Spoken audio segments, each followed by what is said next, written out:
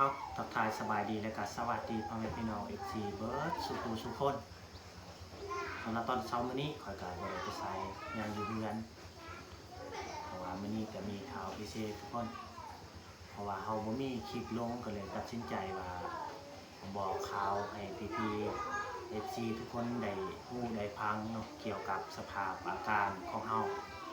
หลังจากเฮามาจากห้องหมอหรือว่าโรงพยาบาลไปตรวจสอบคนเลยออกมาเมื่อวานนี้กลับมาจากเมืองกะลึงเพราะว่าอยู่ในหมู่บ้านบ้านเฮาบ่อนไปตรวจสุขภาพก็มีแต่บ่อนเดียวเพราะว่าเขาออกมาจากบ้านเฮากับไกลเติบทุกคนประมาณอยู่4 ชั่วโมงเขาออกไปบ้านเฮาไปหาห้องหมอก็เขาออกกันนี้7 โมงไปหอดหันจะประมาณนั้น11 โมงจะคอยหอดเนาะเพราะว่าทางมันยากทางดินแดงแล้วก็ทางแบบอยากเจือนแน่คอยสะดวกปันใดโอเคทุกคนสำหรับตอนนี้คอยการมาบอกเกี่ยวกับสภาพอากาศของตนเองเนาะให้พี่ๆทุกคนที่คอยเบิ่งคอยชมแล้วก็คอยให้กำลังใจคอยเติมเต็มตลอดเวลาที่คอยเบิ่งคลิปเบาเพื่อตลอดเนาะเมื่อนี้เขาก็มาบอกให้พี่น้องทุกคนได้พังให้ฮู้เนาะมาเทื่อตอนนี้กับฝนตกบ่ได้เข้าป่าเข้าดงสองมาก็เฮาสภาพอาการของตนเองเขารู้สึกเจ็บเนี่ยทุกคนเจ็บนี่แหละเจ็บบนนี้แล้วก็เจ็บตรงนี้ก็สอดไปทางล่างอาจจะสิคันมันบ่เศร้าก็อาจจะสิบ่ได้เข้าป่าทุกคนเพราะว่าเฮาไปตรวจสอบกับทานหมอเพิ่นบอกว่าดันที่1เพิ่นว่าอักเสบมาทีหลังที่2ก็คือทุ่งดีอักเสบที่3ก็คือกระเพาะลำไส้นี่แหละเนื่องจากว่าเป็นมาทานหมอบอกว่าเฮากินน้ำบ่สะอาดแต่กับเวลาไปป่าไปดงกินน้ำห้วยอันนี้ก็ยอมรับว่าตัวเองตอนไปทำมาหากินใช้ชีวิตในป่าเลยกินสาสายหรือว่าเขาถือน้ำจากบ้านก็บ่ค่อยได้ปานใดเพราะว่ามันหนักก็เลยตอนเขาไปป่าไปดงไปนอนป่าก็กินน้ำห้วยนี่แหละอันนี้เขามาบอกให้พ่อแม่พี่น้องคนพักเนาะพอดีทันหม้อเพิ่นวางยาให้ก็คือเอาให้เงิน2 ล้านปลายกีบนี่แหละพอดีเมื่อวานนี้เอามากินกับบ่เซากินยาตอนนั้นยังคือเก่าเจ็บแห้งตอนนี้ไปเวลาอาการของเราเวลาเขาหันใจก็เจ็บแบบลักษณะมันสอดไปทางล่างนะเวลาเขาหันใจแล้วก็นอนชี้แจ้งก็บ่ได้นอนง่ายก็บ่ได้แต่บ่ฮู้ว่าสิเฮ็ดจังไดทุกคนเอามื้อนี้ก็สิได้อยู่พักผ่อนในเรือนในศาลเพราะว่าส่องมากก็สภาพอากาศอยู่ในหมู่บ้านบ้านเฮาฝนตกตอนนี้ก็ยังฝนปล่อยอยู่ทานหม้อเพิ่นบอกให้กินเพิ่นวางยาให้ประมาณอาทิตย์หนึ่งถ้าว่าเฮากินยาบ่เซาในอาทิตย์หนึ่งก็จะเป็นไปบอนไกลๆอีกไปบอนไกลก็พุ่งและเฮาบ่มีเงิน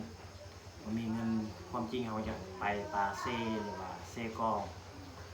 เพราะว่าโรงพยาบาลอยู่ประเทศลาวเฮาบ่อนใหญ่ที่สุดก็คืออยู่เวียงจันทน์นั่นแหละ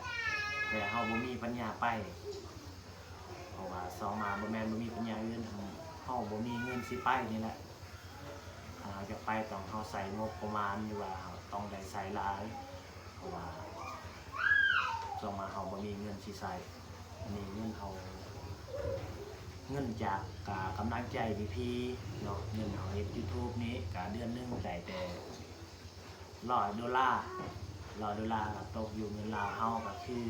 2 ล้านกีบ2,150,000 ต่อเดือน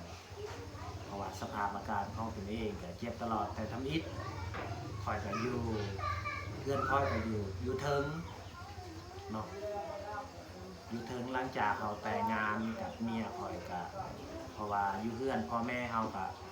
บนอยู่บนนอนกับแคบก็เลยตัดสินใจไปต่างเพื่อนอยู่เทิงพอดีไปอยู่เทิงหันกะประมาณ3 ปีก็เลยเจ้าของเจ็บคือกันหรือว่าป่วย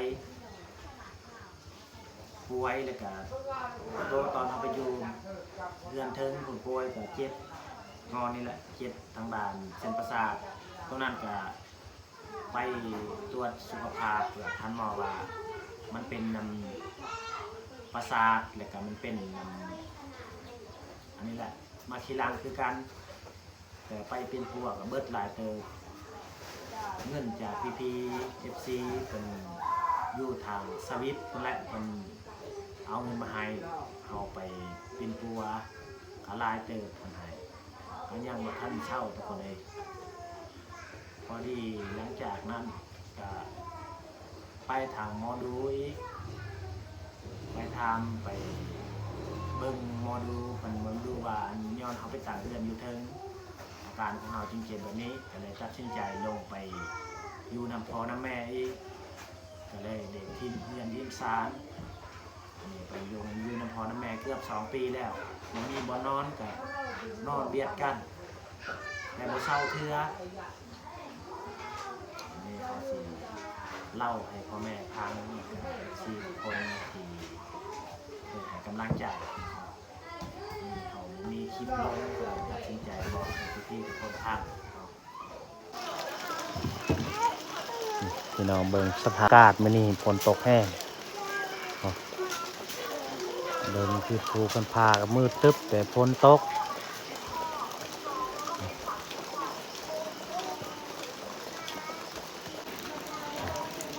คนอยู่ในหมู่บ้านเขาก็อยู่เพื่อนอยู่ศาลบ่ได้ไปไสฝนตกแห้งเรียกว่าอยากเป็นลมพายุเมื่อวานนี้ทั้งลมพัดเพิ่งฝนตกน้ำ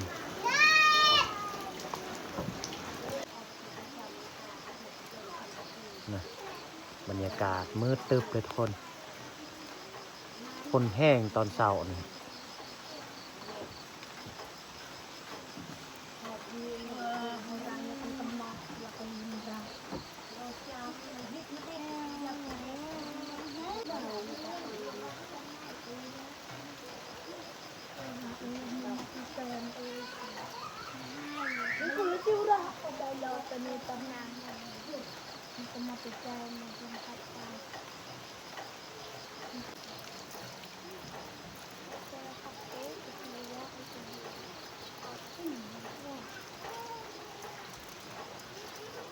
สำหรับคลิปนี้กับบ่มีอย่างไร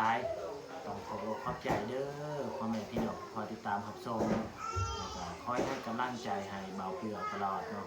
แล้วก็ขอให้อยู่ดีไม่แห้งให้สุขภาพแข็งแรงเบิดสุขคน